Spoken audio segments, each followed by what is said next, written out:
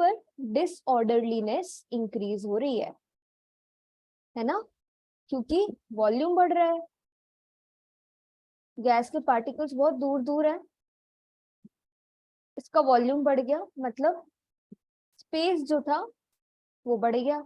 अब लिक्विड में तो पास पास थे, है ना, अब ये लिक्विड इसमें कन्वर्ट हो रहा है गैस में, तो वेपराइजेशन में क्या हो रहा है, वॉल्यूम बढ़ रहा है, क्योंकि डिसऑर्डरलीनेस बढ़ रही है, क्योंकि गैस में डिसऑर्डरलीनेस ज्यादा होती है, अभी मैंने बताया, है ना। बट फ्यूजन मतलब सॉलिड से लिक्विड में कन्वर्ट हो रहा है, तो बढ़ तो रहा है वॉल्यूम, बट उतना नहीं बढ़ रहा जितना वेपराइजेशन में बढ़ रहा है ना। Now there are two terms, what? Molar enthalpy of fusion and vaporization. So molar enthalpy means heat, yes.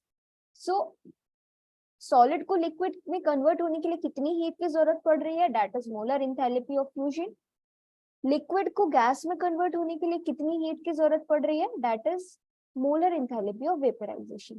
So हमें ये पता चलता है कि जो वेपराइजेशन की हीट होती है वो ज्यादा होती है as compare to the fusion heat. Why? Let's see. It seems reasonable to assume that large enthalpy of vaporization during change of state is associated with increase in the disorderliness. Now again the reason is same, कि vaporisation की enthalpy क्यों ज्यादा है, ये ज्यादा इसलिए है क्योंकि it requires more heat to convert a liquid into vapor than solid into liquid. क्योंकि हमें डिसऑर्डरलीनेस बढ़ानी है, डिसऑर्डरलीनेस बढ़ानी है, इसका मतलब गैस के मॉलिक्यूल्स बहुत दूर दूर होते हैं, सो उनमें एक परफेक्ट अरेंजमेंट नहीं होता. अब अरेंजमेंट नहीं होता तो हमें डिसऑर्डरलीनेस या एंट्रोपी बढ़ानी है, तो हमें ज्यादा हीट देनी पड़ेगी मॉलिक्यूल्स को और ज्यादा दूर दूर करने के लिए. इसलिए भी से कि heat of vaporisation is more than the heat of fusion. समझ आ रही है बात? स्ट्रक्चर ऑफ लिक्विड और ये फ्यूजन और वेपराइजेशन की हीट वाली बात जो अभी मैंने बताई, समझ आ रही है बच्चों? Yes ma'am. यस, ठीक है. Now we have to see the X-ray diffraction by liquids. So X-ray diffraction एक मेथड है जिसमें कि आपको सॉलिड क्रिस्टल का शेप और ऑर्डरली अरेंजमेंट पता चलता है. तो क्या होता है कि एक्सरे डिफ्रैक्शन सबसे अच्छा रिजल्ट सॉलिड्स देते हैं, उससे अच्छा लिक्विड्स और गैसेस बहुत ही कम है कि रिजल्ट्स अच्छा दे पाए. क्यों?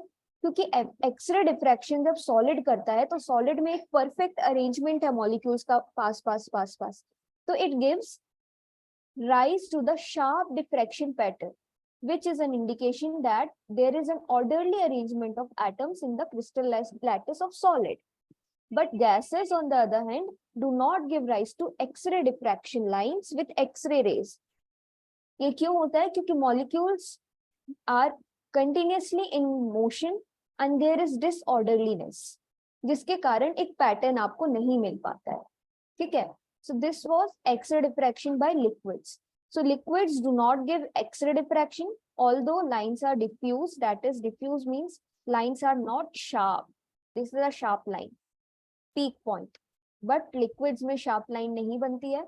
इसका मतलब ये है कि liquids में gases से थोड़ा सा तो arrangement orderly है, but solid से कम orderly है. Yes, समझ आ रहा है? समझ आ रही है बात? एक्सरे डिफ्रैक्शन कौन देता है, कौन नहीं देता है, क्यों देता है? हाँ, yes ma'am. Yes. What about you Gaurav? समझ आ रही है बात? समझ आ रही है बात? सुश्री, गौरव, मेरी बात फिर से एक बार फिर से. What does X-ray diffraction? X-ray diffraction, diffraction के लिए एक इंस्ट्रूमेंट आता है. उसमें क्या होता है, एक्सरे आप देते हो, एक्सरे देते हो तो आपने कोई, मान लो एक कोई कंपाउंड रखा है, उसका आपको अरेंजमेंट देखना है. ठीक है. So if you have put a solid, you will get a sharp bend. Sharp bend आपको मिलेगा ग्राफ्स में. ये प्रूव करेगा कि सॉलिड क्रिस्टल लैटिस का एक ऑर्डरली अरेंजमेंट है, इसलिए आपको ग्राफ मिल रहा है. ठीक है. गैसेस में पीक्स आपको नहीं मिलेंगी, इसीलिए क्योंकि गैसेस में बहुत ज्यादा रैंडम मोशन होता है, तो पीक्स आपको नहीं मिल पाती है, क्योंकि मॉलिक्यूल्स होने चाहिए ना पीक्स देने के लिए. But in liquid as compare to the solid and the gases, liquids diffraction pattern देते हैं एक्सरे के साथ, बट बहुत ज्यादा शार्प पीक उनकी नहीं होती है, क्योंकि सॉलिड के जैसा परफेक्ट अरेंजमेंट नहीं है, बट गैसेस के जैसा डिसऑर्डरली अरेंजमेंट भी नहीं है. They are the intermediate stages between the solid and the gases. अभी समझ आ रहा है? अभी समझ आ रहा है गौरव, सुश्री?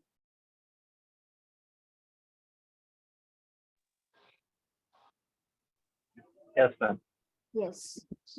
Now surface tension. अब देखो ये जो स्ट्रक्चर था, स्ट्रक्चर ऑफ लिक्विड का जो मॉडल इन्होंने दिया है, उसके ये कुछ इंपॉर्टेंट पॉइंट्स हैं. क्या क्या है ये आप लोग पढ़ लेना या रीड कर लेना, इसको समझ आ जाएगा. सेम पॉइंट्स जो मैंने वहां बताए वो है, ठीक है. अब यहाँ पे आपको देखना है 3 चीजें. Surface tension, capillary action and the viscosity. So surface tension और उसकी एक इंस्ट्रूमेंटेशन मेथड जिससे आप सरफेस टेंशन वो करते हो, डिटरमाइन करते हो, विस्कोसिटी. ये दोनों चीजें आपको पढ़नी है. सो सरफेस टेंशन. सरफेस टेंशन क्या होता है? सरफेस टेंशन होता है tendency of a liquid to behave as a stretched membrane. Tendency of liquid to behave as a stretched membrane. अब क्या होता है, फॉर एग्जाम्पल ये एक बीकर है, इसमें आपने पानी भर के रखा हुआ है या कोई भी लिक्विड है, ठीक है. इसमें all around there is molecules, ठीक है. इसमें हर जगह मॉलिक्यूल्स है. नीचे भी है, ऊपर भी है, ठीक है. तो जो ऊपर मॉलिक्यूल होता है ना, यहाँ पर, इसमें क्या होता है कि फोर्सेस जो होती हैं वो इसके नीचे वाले मॉलिक्यूल्स इस पे एक्सर्ट करते हैं. बट जो मॉलिक्यूल बीच में होता है उस पे चारों साइड से फोर्स लग रही है ना. कोई इसको ऊपर खींच रहा है, कोई नीचे खींच रहा है. बट जो सरफेस पे मॉलिक्यूल होता है लिक्विड का, उस पे there is a downward force acting on it, ठीक है. क्या होता है? But a molecule at the surface of liquid is attracted only by the molecules below it, है ना, जिसके कारण it experiences a net downward force. अब इस मॉलिक्यूल्स में कोई नीचे खींच रहा है तो इसमें नीचे फोर्स लग रही है ना. Net downward force is there acting on it. तो क्या होता है, देयरफॉर द मॉलिक्यूल्स जो कि सरफेस पे हैं लिक्विड के आर ड्रॉन इनवर्ड्स. इनवर्ड्स मतलब नीचे को खींचते आते हैं, and trying to minimise the surface area, जिसके कारण सरफेस एरिया क्या होता है, कम होने लगता है. And the liquid behaves as a stretched rubber membrane. Means straight. आपको पानी, जब आप पानी देखते हो तो क्या पानी की लेयर्स दिखती हैं? ऊपर की लेयर बस दिखती है ना, ऐसी सीधी, चाहे सी में हो, चाहे पॉन्ड में हो, चाहे कहाँ पर हो, पूल में हो, है ना. This is why, because of the surface tension, कि लिक्विड की जो अपर लेयर है it always behaves as a stretched membrane. And क्या होता है यहाँ पर कि सरफेस एरिया को मिनिमाइज करता है. The resistance of a liquid to increase its surface area. Surface area increase करेगा तो मेम्ब्रेन जैसा बिहेव नहीं करेगा. So this resistance, you can give 2 definition: the tendency of a liquid to behave as a stretched membrane, or other definition, the resistance of a liquid to increase its surface area is called as surface tension. So the unit is what? Unit of surface tension is Newton per meter, and we say that ki the presence of a surface in a liquid give rise to the phenomena of surface tension. Surface tension वो इसलिए रहा है क्योंकि liquid की ऊपर वाली surface है, liquid का सरफेस है, एंड सरफेस के कारण जो सरफेस पे मॉलिक्यूल्स है उनमें डाउनवर्ड फोर्स लग रही है, जिसके कारण they are the upper layer of liquid is behaving as a stretched membrane, है ना. नाउ व्हाई, अगर एक्सटर्नल फोर्सेस नहीं होंगी सो क्या होगा, लिक्विड्स क्या बनेंगे, स्फेरिकल ड्रॉप्स बनाएंगी अपने आप, अगर कोई फोर्स इस पे नहीं लग रही है, एक्सटर्नल फोर्स कोई नहीं लग रही है।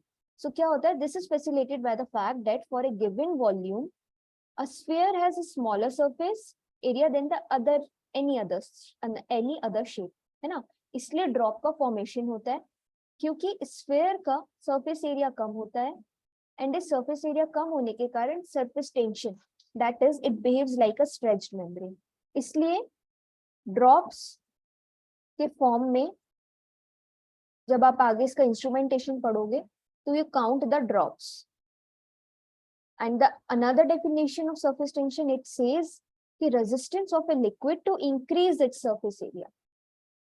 सरफेस एरिया कम होता है, so this tendency is known as the surface tension, and it is denoted by a Greek letter this, that is gamma types. Okay, now increase of temperature increases the thermal motion of the molecules in a liquid. Yes, and this opposes the effect of intermolecular forces, and thus as the temperature is raised, surface tension decreases. Why surface tension decrease होगा, जैसे जैसे temperature बढ़ेगा। क्यों? क्योंकि आप temperature बढ़ा रहे हो तो मॉलिक्यूल्स जो है उनकी काइनेटिक एनर्जी बढ़ेगी। Kinetic energy is related to the motion, तो इनका वैसे ही रैंडम मोशन होता है, भले गैसेस से कम है, but they will move, and move करेंगे तो क्या होगा, फोर्स जो लग रही है इसमें और जो आपस में फोर्स है वो कम हो जाएगी, जिसके कारण आपका सरफेस टेंशन डिक्रीज हो जाएगा। क्योंकि जब इस लिक्विड जो सरफेस पे मॉलिक्यूल्स है, इस पे फोर्स ही नहीं लग रही डाउनवर्ड, तो why they will behave as a stretched membrane. समझ आया सरफेस टेंशन क्या होता है बच्चों? Yes? Yes or no? Yes, ma'am. Yes. Now, what factors affect the surface tension? कौन से फैक्टर्स हैं जो सरफेस टेंशन के magnitude, that is the value, को अफेक्ट करते हैं? सो मॉलिक्यूल्स जिसमें हाइड्रोजन बॉन्डिंग होगी उनका सरफेस टेंशन हाई होगा। The surface tension of water का एग्जांपल इन्होंने दिया हुआ है, it is 3 times higher than that of the non polar liquids, क्योंकि हाइड्रोजन बॉन्डिंग होगी तो आपस में इंटरैक्शन होगा। इस इंटरैक्शन के कारण नीचे वाले मॉलिक्यूल्स में भी होगा, ऊपर वाले मॉलिक्यूल्स में भी होगा, और ऊपर और नीचे वाले में भी होगा, तो मेम्ब्रेन स्ट्रेच्ड, जो सरफेस होगा वो एक स्ट्रेच मेम्ब्रेन की तरह बिहेव करेगा। Now metallic bonding also leads to the higher surface tension. Positive negative charge के बीच में इंटरैक्शन होगा। अगर चार्ज्ड आयंस स्पीशीज है लिक्विड में तो इंटरैक्शन होगा, जिसके कारण सरफेस टेंशन क्या होगा, बढ़ेगा, मतलब कि tendency to behave as a stretch membrane बढ़ेगी। नाउ डिस्पर्शन फोर्सेस, मतलब London forces non polar molecules के बीच में होती है, तो London forces are quite significant in molecules with large atoms and are often important than the dipole forces. In fact, surface tension carbon tetrachloride का is only slight less than the chloroform. So जैसे जैसे molecules का size बढ़ता है, London forces आपकी कम होती हैं, जिसके कारण आपका क्या हो रहा है, सरफेस टेंशन की वैल्यू अफेक्ट हो रही है ना। और डायपोल इंटरैक्शन से ज्यादा लंडन फोर्सेस है, और surface tension of carbon tetrachloride is slightly less than the chloroform. The effect of London forces, जो कि carbon tetrachloride में है, is nearly equal to the combined effect of London forces and the dipole in the latter. So London forces ज्यादा होंगी तो surface tension automatically affect होगा as compared to the combined forces of dipole and the London forces. Now there is one mechanism that is capillary action. So capillary action का मतलब होता है कि एक पतली सी ट्यूब होती है, ओके, इसमें लिक्विड आपका ऊपर चढ़ता है, एंड दिस एक्शन, जिस कैपिलरी से आप क्या करते हो, जैसे क्रोमेटोग्राफी अगर आपने की है तो क्या करते हैं, हम एक पेपर लेते हैं, उसमें हम कैपिलरी ट्यूब लेते हैं, और आपको जिस डाई को सेपरेट करना है अलग अलग कॉन्स्टिट्यूएंट में, आप क्या करते हो, कैपिलरी को डिप करते हो उस डाई में, ऊपर से बंद करते हो। ऊपर से बंद करते हो मतलब आपने वैक्यूम क्रिएट किया है ना, तो नीचे से लिक्विड फ्लो होता है, नीचे से लिक्विड फ्लो होता है तो इतनी सी कैपिलरी नीचे से भर जाती है। जैसे ये कैपिलरी है, आपने यहाँ से बंद किया, इतनी सी भर गई, अब आपने इसको ऐसे पेपर पे एक ड्रॉप रख दी इसकी, तो क्या होगा, अब ये ड्रॉप रख दी तो ये मैकेनिज्म जो था, जो कैपिलरी में लिक्विड ऊपर चढ़ा, that is due to the capillary action, means the rise of liquid through a capillary tube. So यहाँ होता क्या है, दो फोर्सेस एक्ट करती हैं, एक cohesive and the adhesive. So cohesive forces क्या होती है, the forces are the intermolecular forces between the molecules of a liquid. ठीक है, जैसे ये लिक्विड है, तो ये लिक्विड है, मान लो ये वाटर है, तो वाटर और वाटर मॉलिक्यूल के बीच में cohesive forces, cohesive same molecules के बीच में। नाउ एडहेसिव फोर्सेस क्या होती है, the force between the liquid and the surface of the container, okay, that is the adhesive forces. So what happens in capillary action, liquid liquid के बीच में भी इंटरमॉलिक्यूलर फोर्स है, liquid and the surface of container के बीच में भी है। तो क्या होता है कि water due to the cohesive and the adhesive forces capillary में ऊपर चढ़ जाता है। For example, a glass contains many oxygen atoms, each oxygen atom with a partial negative charge attract the partial positive charge of a polar molecule such as water. So adhesive forces enable the water to wet the glass. ठीक है, glass गीला हो जाता है, जब आप पानी को फेंकते हो तो ग्लास में कुछ ड्रॉपलेट्स रह जाती हैं, वो होता है due to the adhesive forces, क्योंकि वाटर मॉलिक्यूल और सरफेस ऑफ द ग्लास के बीच में भी फोर्स है। So that is due to the adhesive forces. Now the adhesive forces acting upward pull up a water inside a capillary tube. When the latter is in contact with the water, latter means the cohesive force. Now the height of water column inside the capillary tube is such that the adhesive forces acting upwards balance the gravitational force. So gravitational force means the force acting downward, adhesive force जो उसको ऊपर खींच रहा है। So दोनों को balance होना पड़ेगा, तब जाके ये वाटर ऊपर चढ़ेगा, means the height of water.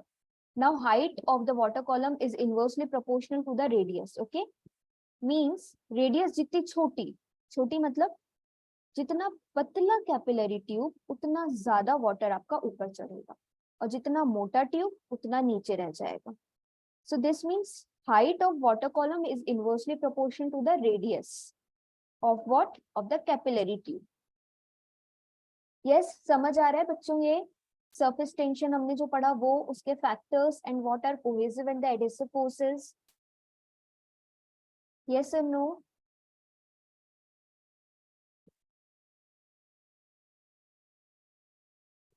Yes और नो? यस।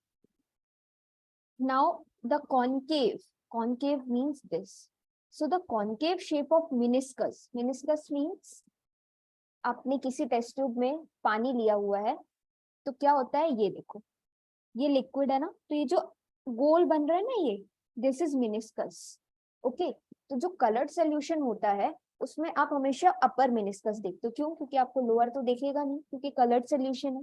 दिखेगा क्या लोअर मेनिस्कस, दिखेगा लोअर मेनिस्कस कि नहीं दिखेगा? This is the upper meniscus, this is the lower. Yes Anisha, दिखेगा कलर्ड में? No, ma'am. No, but in water और द ट्रांसपेरेंट लिक्विड आपको लोअर मेनिस्कस दिखेगा, है ना? तो that meniscus in water tube or the glass tube indicates that the adhesive forces of water towards the glass are stronger than the cohesive forces. It means कि जो water molecules और surface of container के बीच में जो force थी, that was adhesive force, वो ज्यादा थी as compared to the cohesive force. cohesive मतलब water molecule के बीच में जो force थी, जिसके कारण आपको meniscus मिलता है, मतलब या तो कॉन्केव मतलब ऐसा झुका हुआ, और द कॉन्केव मतलब ऐसा उठा हुआ। ओके, समझ आई बात? यस, समझ आ रहा है कि नहीं आ रहा है? यस सुनो, आंसर तो करो। Yes, ma'am.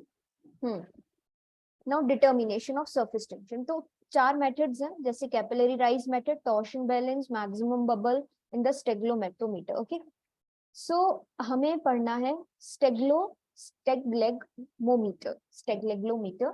सो ये जो मेथड है आपकी, हमें ये पढ़ना है। इसमें क्या करते हैं हम, ये ट्रॉबे का इंस्ट्रूमेंट है जो सरफेस टेंशन को मेजर करने के लिए यूज होता है। और आपको अगर एक्सपेरिमेंट आता है या आपके एक्सपेरिमेंट्स होते हैं, प्रैक्टिकल होगा, तो आपको हो सकता है सरफेस टेंशन डिटरमाइन करने के लिए दे दें, तो आपको ये इंस्ट्रूमेंट दिया जाएगा, इसके थ्रू आपको डिटरमाइन करना होता है। तो ये क्या होता है यहाँ पे, it is a capillary tube जिसमें ये एक बल्ब है, ये मार्क ए है, ये मार्क बी है ना। और this method is employed when 2 or more different liquids are to be compared. So अगर आपको 2-3 लिक्विड्स का सरफेस टेंशन कंपेयर करना है तब आप स्टेगलेग्लोमीटर का यूज करते हो। And it consist of a bulbed capillary tube, that is this, इसमें बल्ब है, ये this is a capillary tube. ये हिस्सा थोड़ा मोटा है इसलिए इसको थिक किया है। मोटा है मतलब यहाँ से ये ट्यूब पतली हो जाती है एंड ये ट्यूब थोड़ी मोटी है, और इसके बीच में बल्ब है। Okay, now what you have to do, there are 2 marks A and B on which are arbitrarily edged. One of them is above the bulb and below the bulb. ये above है A point and B below the bulb point है। Now a liquid is sucked. आपको जो भी liquid का measure करना है surface tension, you will suck it, and when you will suck it to the level A and then allow to flow. अब आपने liquid को suck कर लिया A point तक, and what you will do?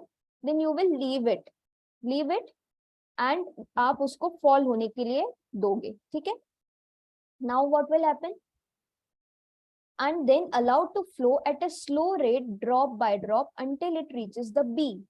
The speed of drop formation, ध्यान से सुनना, the speed of drop formation can be adjusted by attaching a piece of rubber tube and a screw pinch hook at the upper end. अब अगर आपको यहाँ पे rubber tube लगा देते हो या कोई कॉर्क लगा देते हो तो वैक्यूम क्रिएट होगा, जिसके कारण स्पीड, जिस स्पीड से यहाँ ड्रॉप बनेगी और ये ड्रॉप इस फॉल करेगी यहाँ पर, it will vary. Now what you will do, when a liquid is allowed to flow through a capillary tube, a drop begins to form. कब, जब आपने ए तक सक कर लिया, उसके बाद छोड़ दिया तो लिक्विड ड्रॉप बनने लगेगी, है ना। And then it falls off. The size of drop will depend on the radius of the capillary. Radius पे डिपेंड करेगा size and the surface tension of the liquid. अब इस पे फोर्स कितनी एक्ट कर रही है, the force of surface tension जो कि ड्रॉप को सपोर्ट कर रही है फॉल होने पे, वो फोर्स है क्या, ये। Okay, now R is the radius, Y is the surface tension, है ना, एंड 2 pi r इज द circumference of the capillary tube. Now W is the weight. The total force acting or supporting to the drop is 2 pi r y, where r is the radius and all, W क्या है, weight है, ठीक है। So the drop will fall कब, when its weight exceeds the force of surface tension acting along the surface. अब जो drop बन रही है आपकी, ये ड्रॉप इससे बाहर कब निकलेगी, तब निकलेगी जब ड्रॉप का वेट सरफेस टेंशन से ज्यादा हो जाएगा। सरफेस टेंशन से ज्यादा हो जाएगा मतलब, सरफेस टेंशन मतलब लिक्विड जो अभी तक स्ट्रेच मेम्ब्रेन की तरह बिहेव कर रहा था, जैसे ही वो कम हुआ, कम कैसे हुआ, ड्रॉप का वेट भारी हुआ। क्यों भारी हुआ, क्योंकि ग्रेविटेशनल फोर्स भी नीचे एक्ट कर रही है, तो जो भी चीज नीचे आएगी उसको और नीचे ऊपर जाती है, उसको नीचे खींचने की टेंडेंसी होती है ना ग्रेविटेशनल फोर्स में। सो क्या होगा, आपका वेट, जैसे ही ड्रॉप का वेट बढ़ेगा ड्रॉप नीचे गिर जाएगी, है ना। और ये, this is the formula. Now what will you do, you will compare, what you will compare, if you are giving 2 liquids, one is water and other is glycerin, ठीक है। तो दोनों लिक्विड्स हैं, आपको क्या करना है, पहले एक लिक्विड का निकालना है एंड दूसरा आपको दूसरी बार दूसरे लिक्विड का, है ना। So what will be W1, अगर मान लो किसी और लिक्विड के लिए तो 2 pi y1, W2 2 pi y2. Now what you will do, you will divide this, so 2 pi r will be cancelled, W1 by W2 will be equals to y1 upon y2. If you know the y1 for one liquid, y2 will be calculated for the other liquid, है ना, without needing the measurement of radius. आपको radius नहीं भी पता होगी तो आपको surface tension पता होगा एक ना एक liquid का, तो दूसरे liquid का surface tension आप निकाल लोगे। Now what will this method of determination of individual drop, this method of determination is also known as drop weight method. Why drop weight method इसको कहते हैं, क्योंकि drop fall हो रही है on its own weight, okay, Now alternatively surface tension can also be determined by using drop number method. Now यहाँ पे हम weight देख रहे थे कि जैसे ही weight of drop बढ़ता है वो नीचे गिरती है. दूसरी मेथड में you can count the number of drops falling from A to the B, है ना. इस बीच में जितनी drops fall हुई you can count it and you can calculate by this formula. Which formula? That is surface tension 1 by surface tension 2 of the two liquids equals to N2 by N1, where N2 and N1 are what? N2 and N1 are the number of drops formed by the liquids. ठीक है. And D and D1 are the density. D1 and D2 are the density. So अगर आप drop number method से calculate करना चाहते हो, ये आपको दिया होगा. कहाँ पर दिया होगा? एग्जाम में, कि आपको ड्रॉप नंबर मेथड से कैलकुलेट करना है या ड्रॉप वेट से. अगर आपको ड्रॉप वेट से कैलकुलेट करना है तो W1 upon W2 is directly proportional to gamma 1 gamma 2, that is surface 1 surface tension 2, directly proportional है. ड्रॉप नंबर से कैलकुलेट करते हो तो surface tension 1 by surface tension 2 का ratio is proportional to N2 by N1 into D1 by D2. Okay. So ये method समझ आई बच्चों, कैसे हम कैलकुलेट कर रहे हैं सरफेस टेंशन स्टेगलोमीटर से यूज करके. यस, समझ आ रहा है कि नहीं?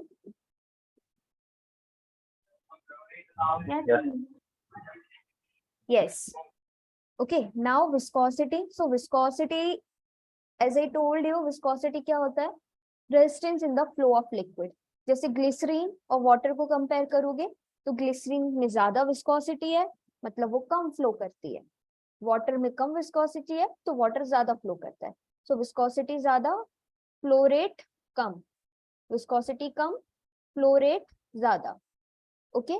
और विस्कोसिटी की यूनिट क्या है? Pascal. And it decreases with the temperature. Why? Temperature जैसे जैसे बढ़ेगा मोशन बढ़ेगा, मोशन बढ़ेगा तो फ्लो बढ़ेगा. इसीलिए टेम्परेचर जैसे जैसे बढ़ाओगे विस्कोसिटी कम होगी, फ्लो रेट ज्यादा होगा. Now liquid with stronger intermolecular forces flow slowly and are called as viscous liquid. For example इन्होंने यहाँ हनी का एग्जाम्पल दिया है. हनी और वाटर को देखोगे तो शहद थिक होती है तो वो फ्लो कम करती है क्योंकि उसमें विस्कोसिटी ज्यादा है. और विस्कोसिटी को आप फ्लूइडिटी के टर्म्स में भी बोल सकते हो कि विस्कोसिटी ज्यादा है मतलब फ्लूइडिटी कम है. यस, कम होगी, विस्कोसिटी ज्यादा होगी तो होगी. सो फ्लूइडिटी जो मीटर से आप उसको डिनोट करते हो. एंड ये सारा एग्जांपल आपको विस्कोसिटी का दिया हुआ है. अब coefficient of viscosity. So viscosity में क्या क्या इन्फ्लुएंस करता है? Size, shape and the chemical nature of liquid molecules, it affect the viscosity.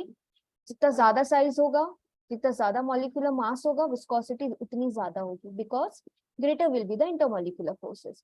Now hydrogen bonding also affect the coefficient of viscosity to a large extent. Presence, अगर hydrogen bonding होगी तो bonding ज्यादा है तो मतलब molecules आपस में bonded है, मतलब वो फ्लो नहीं कर पा रहे हैं तो विस्कोसिटी ज्यादा है. ओके.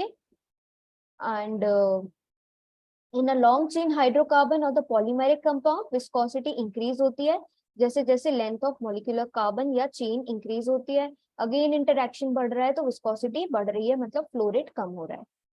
ना the coefficient of viscosity. So coefficient of viscosity में हमको डेरिवेशन करना पड़ता है, that is n.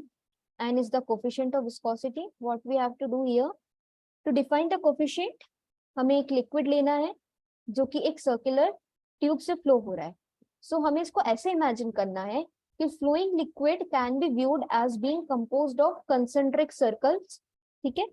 It is assumed that the layer of liquid in contact with the wall is stationary, मतलब जो बाहर वाली लिक्विड है जिस सिलेंडर में है वो स्टेशनरी है और अंदर वाली लिक्विड ज्यादा मूव कर रही है. अंदर वाला जो लिक्विड है it is moving faster than the outer one. So in other words velocity increases at the middle to the more extent. Velocity मतलब मूवमेंट है ना, speed. Speed and velocity two terms होते हैं. तो सेंटर पे velocity ज्यादा है as compare to the outer portion. Now for such flow at a given temperature, dv is the velocity difference between the two successive layer, मतलब जो outer है और जो inner है इसके बीच में dv velocity का difference है, distance है dx, okay, and the net force is F. So what will happen? The force is inversely proportional to A dv by dx, मतलब velocity and distance. Velocity के directly proportional, distance के inversely. So we'll get, when जब आप इसको proportionality sign हटाओगे तो you will get n, and this n is known as coefficient of velocity. Now n की value क्या हो जाएगी? इस पूरे टर्म को यहाँ शिफ्ट कर दो. So क्या हो जाएगा? नीटा की value f dx by dv है ना, एंड a, ये पूरी वैल्यू जो आपकी आएगी, अगर a 1 मीटर स्क्वायर आपने कंसीडर किया है, dv by dx आपने 1 सेकेंड अज्यूम किया है, तो n इक्वल्स टू फोर्स, मतलब coefficient of viscosity will get equals to the force, है ना, एंड फोर्स के इक्वल हो जाएगी. इसका मतलब क्या होगा कि अगर आपको कोफिशिएंट ऑफ विस्कोसिटी डिफाइन करना है, that is neta आपको डिफाइन करना है at a given temperature, that will be equals to what? The force acting per unit area. Just a minute. The force per unit area required to maintain a unit difference of dx, difference of velocity between the two parallel layer of unit distance apart. इसका मतलब ये है कि neta को define करने के लिए you just have to define this formula, that is the force per unit area, force per unit area required to maintain a unit difference of velocity between the two parallel layers at a unit distance apart. Okay, now the units of viscosity is what? Newton per meter square per second, जो कि इसी formula से derive की हुई है. Force की unit Newton होती है, एरिया की मीटर स्क्वायर, वेलोसिटी की मीटर पर सेकेंड, डिस्टेंस की metre. So this is the unit. और अगर newton per metre square second, newton per metre square होता है पास्कल, तो इसको रिप्लेस कर दोगे पास्कल से, तो pascal second is again the next unit of the viscosity. ठीक है, ये समझ आया बच्चों? Yes,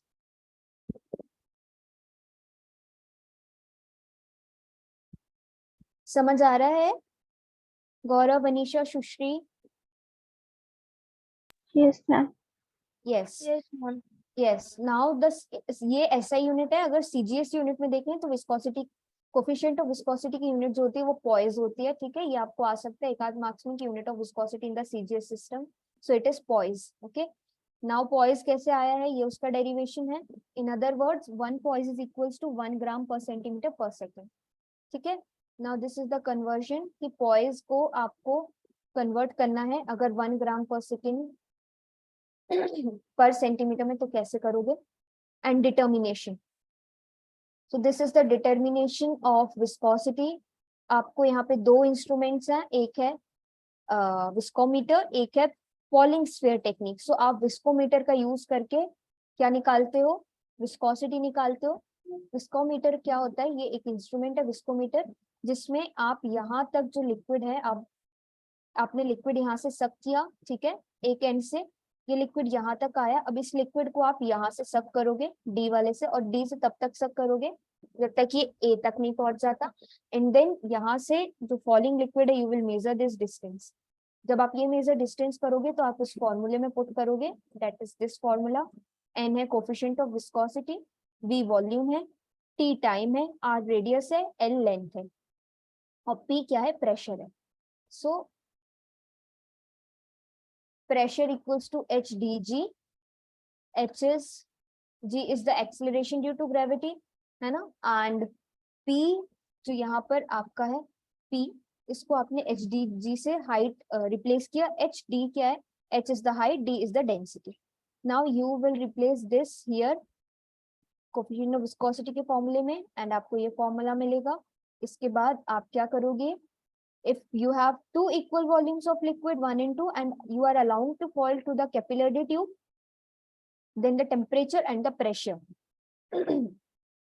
under the identical condition of temperature and pressure, equation 10.10 क्या हो जाएगी? neta 1 by neta 2, density 1 by density 2, temperature 1 by temperature 2. So इसके through you will calculate what, you will calculate the coefficient of viscosity. Ostwald viscometer है ये, इसका diagram आपको ध्यान रखना है, ये आ सकता है. And effect of temperature and effect of pressure. Effect of temperature मैंने आपको विस्कोसिटी में पहले ही बताया कि जैसे जैसे टेम्परेचर बढ़ेगा विस्कोसिटी क्या होगी, कम होगी, क्योंकि फोर्सेस कम हो जाएंगी तो फ्लो ज्यादा हो जाएगा. Now temperature, effect of temperature on surface tension, ये भी मैंने बताया कि जैसे जैसे टेम्परेचर बढ़ेगा काइनेटिक एनर्जी मॉलिक्यूल्स की बढ़ेगी, है ना, जिसके कारण intermolecular force of attraction decrease होगा, जिसके कारण सरफेस टेंशन डिक्रीज होगा, क्योंकि फोर्सेस क्या हो रही है, डिक्रीज हो रही है. फोर्सेस डिक्रीज हो रही है तो जो मॉलिक्यूल सरफेस पे है उसको नीचे खींचने के लिए तो कुछ है ही नहीं, तो सरफेस टेंशन क्या हो जाएगा, डिक्रीज हो जाएगा. So here we have completed the unit liquids 137. Okay, and these are the diagrams. Temperature dependency 1 by T, जैसे जैसे वेरी कर रहा है 1 by T मतलब टेम्परेचर यहाँ ज्यादा है, ये नीटा की वैल्यू है. वेलोसिटी एंड विस्कोसिटी और टेम्परेचर, जैसे जैसे टेम्परेचर बढ़ रहा है विस्कोसिटी क्या हो रही है, बढ़ रही है. ओके, सो ये बात समझ आई second year everyone? Unit Yes. समझ, यस यूनिट समझ आई सबको? लिक्विड्स आसान यूनिट है, इसमें स्कोर कर सकते हो अच्छा, बहुत आसान यूनिट है. आसान है कि नहीं है? Yes, ma'am. पक्का समझ आई तीनों को? यस गौरव? शाम की क्लास होगी क्या? होगी ना, बिल्कुल होगी. Okay, so it's time for what?